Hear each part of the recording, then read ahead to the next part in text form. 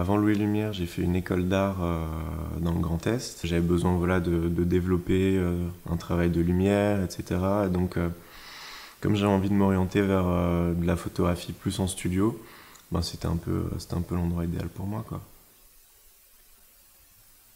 On aborde beaucoup de choses différentes. On ne se rend pas toujours compte au départ que ces choses-là vont nous servir ensuite dans notre carrière de photographe. L'école nous donne une sorte de boîte à outils géniale dans laquelle on peut ensuite venir piocher sans forcément connaître tout par cœur, mais on sait que ça existe, qu'on peut faire ça, qu'on peut faire ça. Je crois que je peux dire que j'ai failli mettre le feu au studio photo et que j'ai failli l'inonder aussi une fois.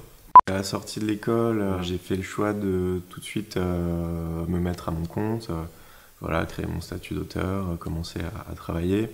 Ça a pris un peu de temps avant d'avoir les premières commandes, mais justement ce temps-là a été assez bénéfique pour développer mon esthétique personnelle.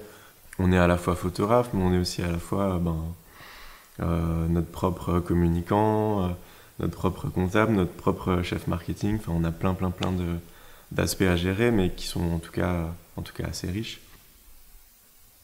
J'ai écrit un duo de photographes avec ma compagne qui s'appelle Souffle, et avec lequel on développe surtout un travail autour du personnage et de la nature morte.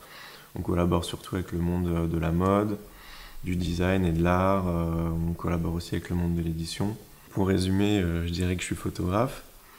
Après, je me sens aussi artiste, dans le sens où je fais de la photo commerciale pour gagner ma vie. Et en même temps, j'essaie de continuer à développer un travail personnel avec une vraie recherche artistique, un vrai concept, une vraie réflexion sur la photographie, en mêlant justement la photographie avec de la 3D, les nouveaux médias. Donc voilà, je dirais que j'essaie de jouer sur les deux tableaux.